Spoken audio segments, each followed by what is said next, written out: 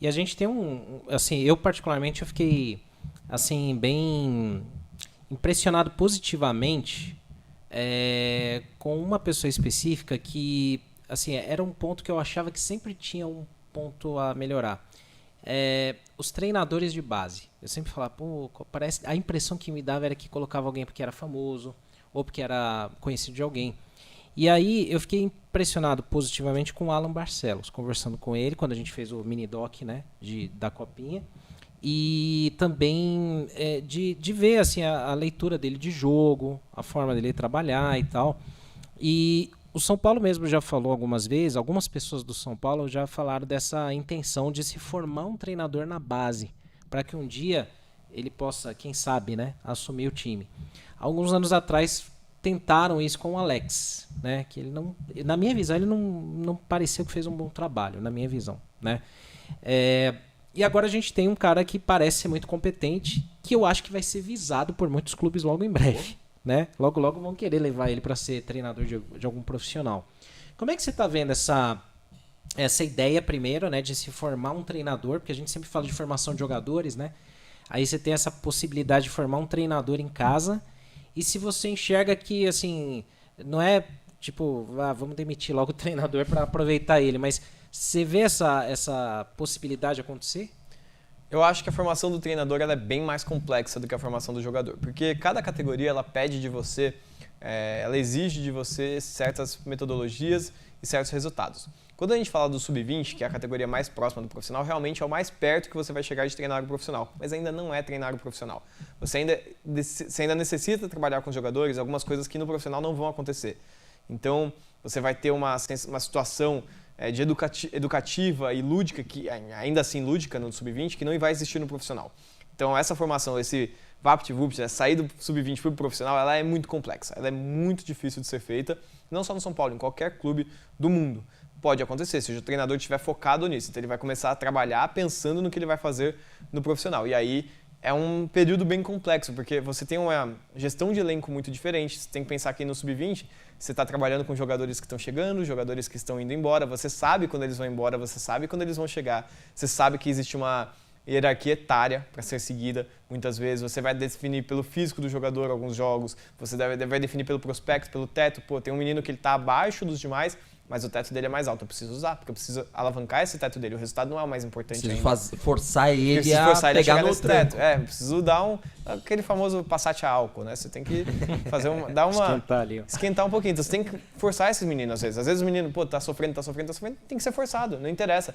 Tô perdendo os jogos porque o meu atacante, eu tenho um driblador nato aqui no meu time e ele não tá rendendo. Não interessa, vai continuar, porque você precisa forçar ele a chegar nesse nível de desafio e com esse desafio aprender o seu jogo. Então, errar e corrigir. Então isso faz parte, é diferente do profissional. No profissional, embora não tenha sido assim, né? O cara erra 3, 4, 5 jogadas, você pode sacar e colocar outro, contratar outro, comprar outro jogador, enfim, não é assim que funciona no São Paulo. A gente tem jogador que erra 4, 5, 6, 7, 8 mil jogadas e continua sendo escalado, inclusive em detrimento de jogadores da base. Mas a gente, na Sub-20 você tem isso. Então é um outro tipo de metodologia, um outro tipo de pensamento, e isso que torna muito difícil. E no Sub-17, Sub-15, 14, 13, 12, 11, enfim, aí nem se fala. A gente tem um cronograma que é a ser seguido, que traz a parte lúdica, traz a parte do prazer com o jogo, traz a parte da brincadeira ainda, então do desenvolvimento neural do jogador, que é muito diferente do que a gente vai ter no profissional. É muito difícil no profissional você mexer com o movimento neural, por exemplo, com como o jogador faz um certo movimento. É muito difícil. Mas na base você consegue corrigir um chute, você consegue corrigir uma mudança de direção, você consegue corrigir vários pontos muito importantes. Então, é por isso que eu acho que é muito difícil formar um treinador. Se for a vontade do treinador, ele tem que trabalhar pessoalmente por isso.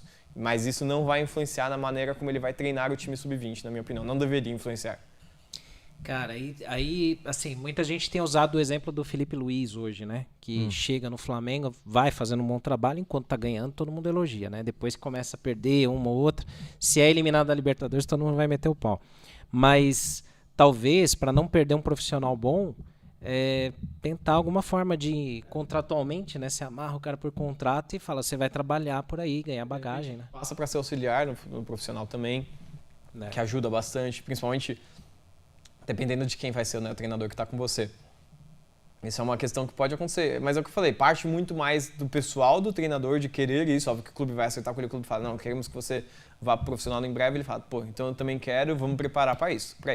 Vou trabalhar o meu lado pessoal, vou trabalhar, aliás, o meu lado profissional particular para isso, para chegar no futebol profissional. Mas ainda treinando o sub-20, ele não se prepara de fato para treinar o profissional. E é uma linha tênue entre falar assim, porra, ele tá fazendo baita de um trabalho. Aí sempre tem aqueles caras do momento, né? Hoje teve um empate com o Atlético Goianiense, né? 1-1. Aí vai falar, mas hoje empatou com o Atlético Goianiense, uma puta porcaria, tá, não sei o quê. Né? Sempre tem essa galera. Mas, enfim, o cara tá fazendo um bom trabalho. Aí, vamos imaginar aqui, isso não é um pedido, eu tô só colocando aqui. Zubeldia cai. A direção escolhe Alan Barcelos. Quanto de paciência vai se ter em cima do trabalho dele? Exatamente, isso é um ponto muito importante. Deveria-se ter muita paciência. E aí a grande questão, da mesma forma como você está transicionando um jogador, você também está transicionando um treinador. É por isso que eu digo, você não se prepara no sub-20, ele vai ter que se preparar no lado privado dele. Vai ser um trabalho pessoal mental dele, pessoal, e de entender o jogo do profissional, entender o elenco do profissional, entender como é que a banda toca. Essa é a grande verdade. Não tem muito segredo em relação a isso. É entender como... E aí é uma parte do pessoal dele. A gente pode pegar o Jardine como exemplo. O Jardine sobe para o profissional de São Paulo, não está pronto para o futebol profissional. A gente vê isso nitidamente, principalmente para aquele profissional de São Paulo, né, que foi um elenco que acabou ficando conhecido pelas oscilações que ele teve e até, né, por problemas com treinadores, divergências que a gente teve com a Aguirre, por exemplo. Foi uma questão que pesou muito para aquele elenco. Então ele pega um elenco complicado de gerir em questão de grupo e sucumbe. Envelhecido também. Bem envelhecido também. E sucumbe para esse elenco. Ele acaba sucumbindo contra esse elenco. Ele vai, seleção brasileira, campeão olímpico, está no México agora fazendo muito sucesso no futebol mexicano, né? Se tornou o treinador mais campeão da história do futebol mexicano em questão de 5, 6 anos, nem isso, acho que 5 anos. 5 anos, ganhou tudo que ele disputou praticamente no México, desde que ele chegou num time da elite, né?